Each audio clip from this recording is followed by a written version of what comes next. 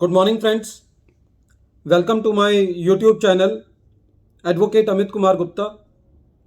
अपने income tax के cases की सीरीज़ में आज जो केस मैं आप लोगों के सामने डिस्कस करूंगा, उस केस के अंदर एक बहुत ही अच्छी बात दिल्ली आईटीएटी ने डिसाइड करी।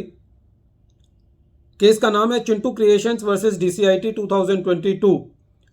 केस की साइटेशन है 138 taxman.com 499।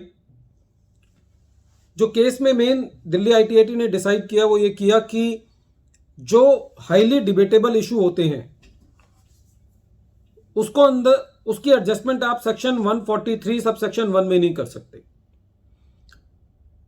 डिपार्टमेंट जो है वो आर्टिफिशियल इंटेलिजेंस की तरफ बढ़ रहा है,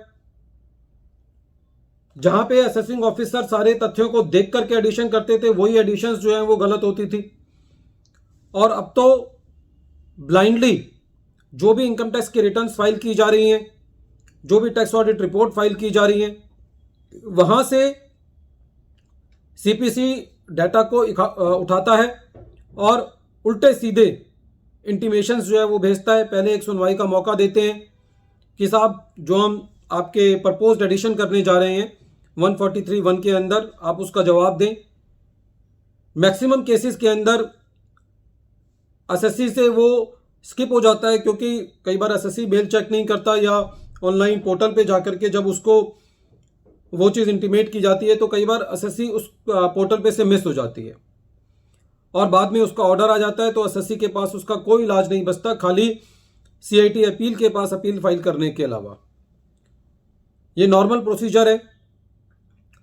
बहुत सारे केसेस के अंदर अभी भी ऐसे हैं कि जहाँ पे 143(1) के अंदर बहुत सारी एडिशंस हो चुकी हैं, लोगों को पता ही नहीं है, 2-2 साल हो चुके हैं, अपील का टाइम निकल चुका है और वहाँ पे ई प्रोसीडिंग्स के अंदर वो पेंडिंग पड़ा है। और वो जाके तब ट्रिगर होता है जब एसएससी का बैंक अकाउंट अटैच कर लिया जाता है टैक्स को रिकवर करने के लिए, या एसएससी का जो रिफंड है उसको एडजस्ट कर लिया जाता है।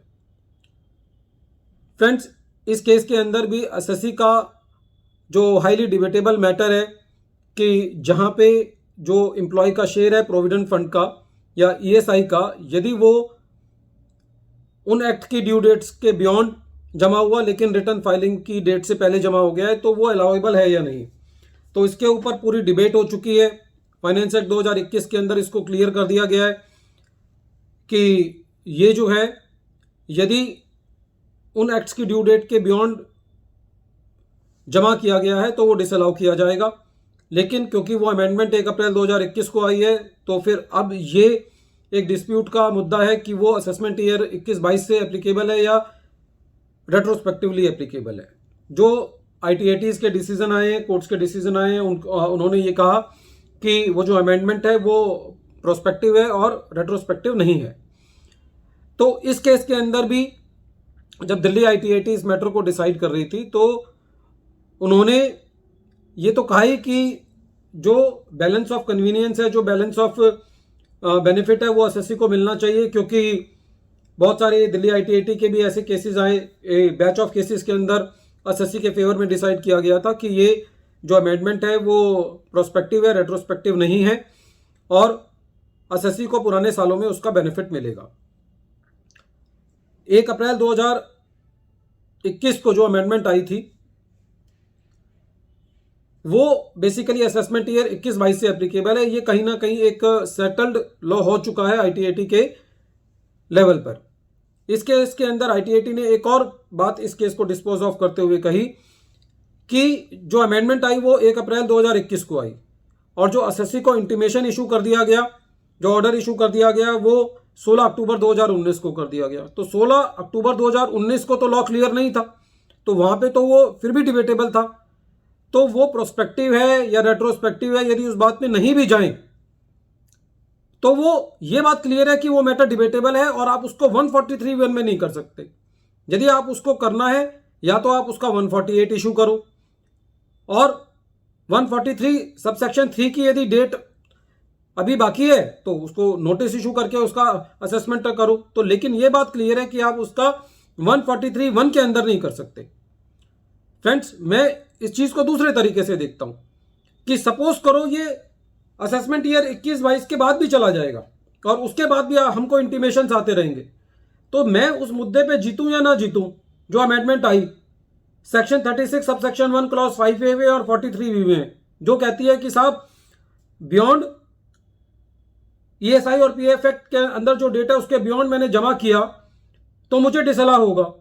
लेकिन आप डिसअलाउ उसको यदि करेंगे तो मुझे 143(3) में या 148 में करेंगे, आप मुझे 143(1) में नहीं करेंगे।